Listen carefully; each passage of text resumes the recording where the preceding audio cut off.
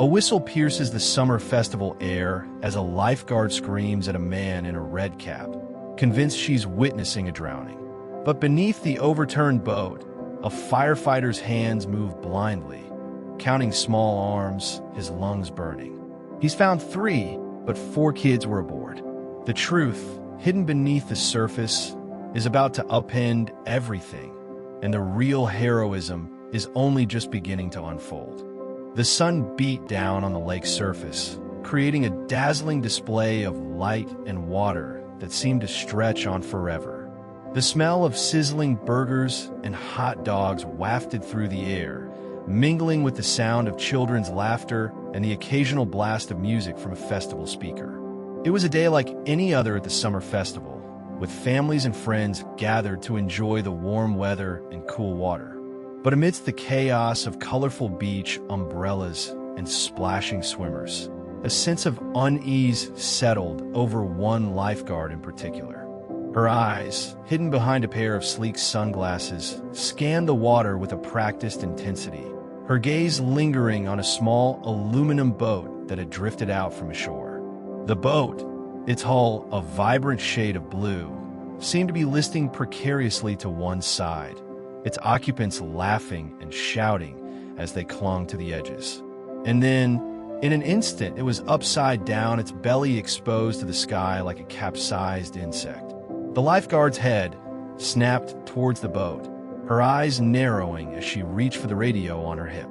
But it was what happened next that would change everything.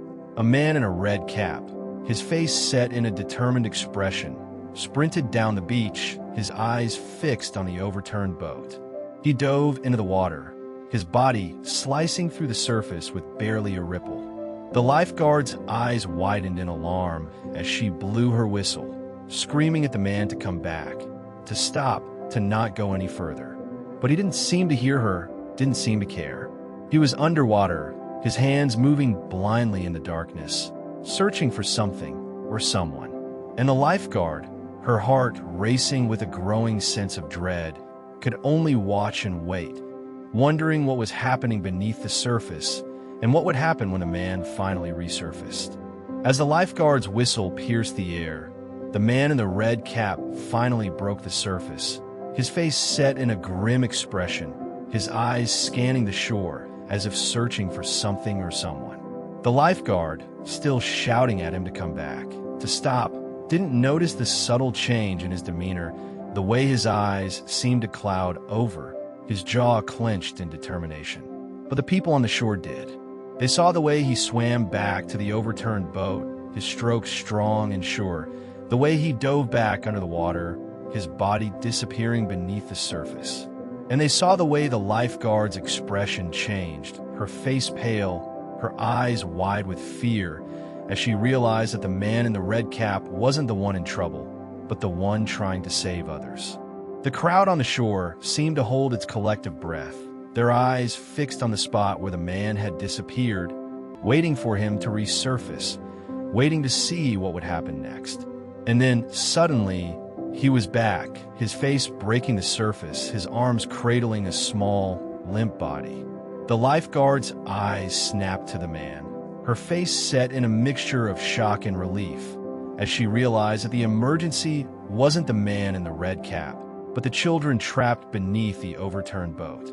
The man swam back to the shore, his eyes fixed on the lifeguard, his face set in a determined expression, and the crowd on the shore seemed to part, like a wave, as he carried the small body to the sand and began to administer CPR. The lifeguard, her training kicking in, rushed to his side, her hands moving in tandem with his, as they worked to save the child's life.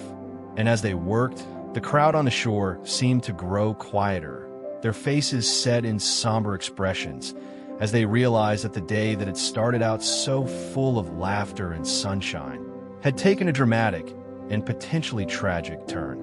The man's hands moved steadily, his eyes fixed on the child's face, as he breathed for him, pressed his chest, breathed again, and the lifeguard worked alongside him, her eyes fixed on the child's face, her hands moving in perfect sync with the man's.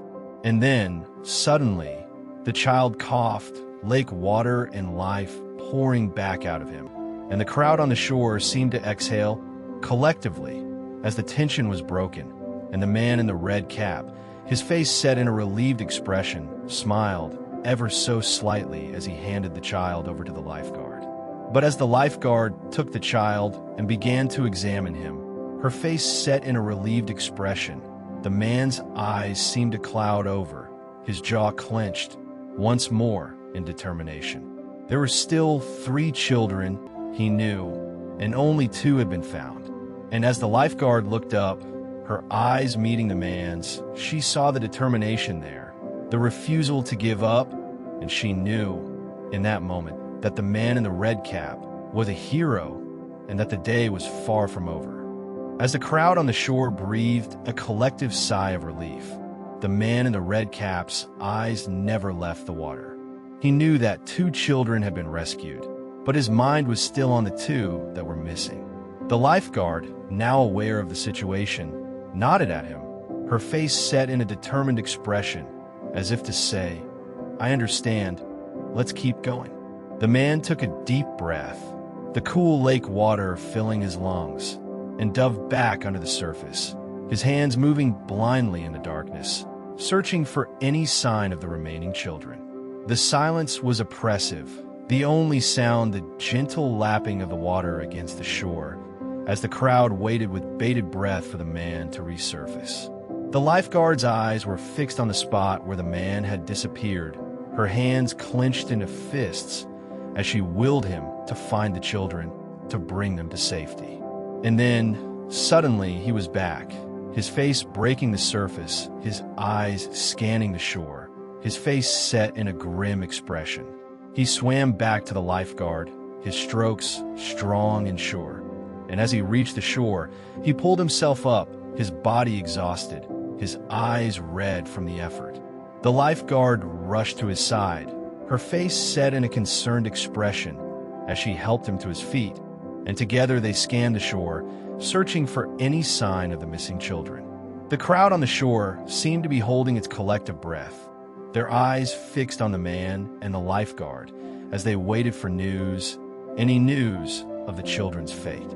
And then, just as suddenly as it had started, everything seemed to slow down, the tension broken as a small figure emerged from the crowd, a little girl, her face tear-stained, her eyes red from crying. She ran to the lifeguard, throwing her arms around her waist, and the lifeguard, her face set in a relieved expression, scooped her up, holding her close as the crowd on the shore seemed to exhale. Collectively, the crisis, it seemed, was over.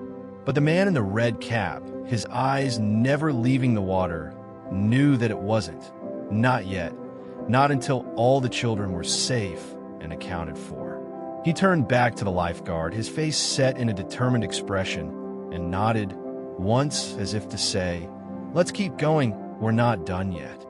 The lifeguard, her face set in a resolute expression, nodded back, and together they turned back to the water, ready to face whatever lay ahead, their hearts still racing from the drama that had unfolded, their minds still reeling from the heroism they had witnessed.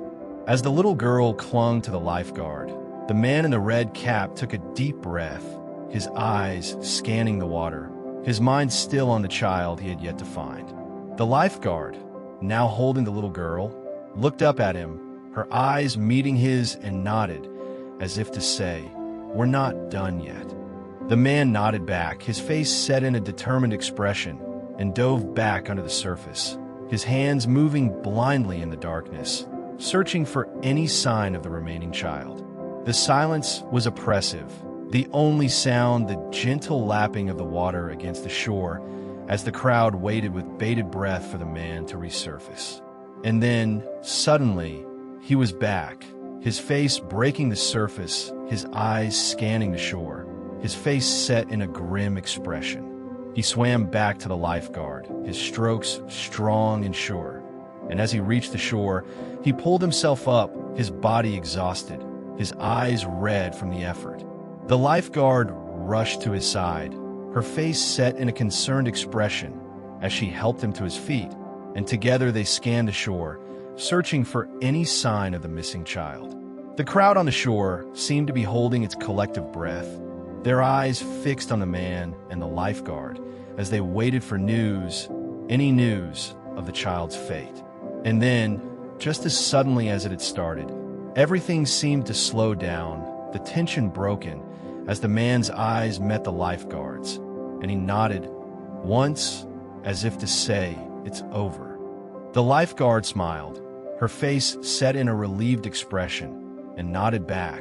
As the crowd on the shore erupted into cheers and applause, their faces set in joyful expressions as they realized that the crisis was finally over and all the children were safe.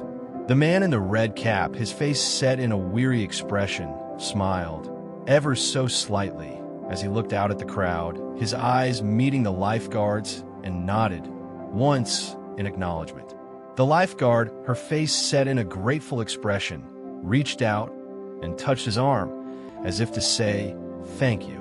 And the man, his eyes never leaving hers, nodded once as if to say, "It was nothing." But the lifeguard knew, and the crowd knew, that it was everything. The man in the red cap had saved the day, had saved the children, and had proven himself a hero. And as the crowd cheered and the lifeguard smiled, the man in the red cap, his face set in a weary expression, walked away, his eyes fixed on the horizon, his heart still racing from the drama that had unfolded, his mind still reeling from the heroism he had witnessed and the heroism he had become. As the sun sets on this summer festival day, we're left with a sense of awe and gratitude for the heroism of the man in the red cap. His selfless act has reminded us that even in the most chaotic of moments, there is always hope, always a chance for rescue and redemption. If you've ever found yourself in a situation where you've had to act with courage and quick thinking, we'd love to hear about it in the comments below. What's your story of rescue and heroism?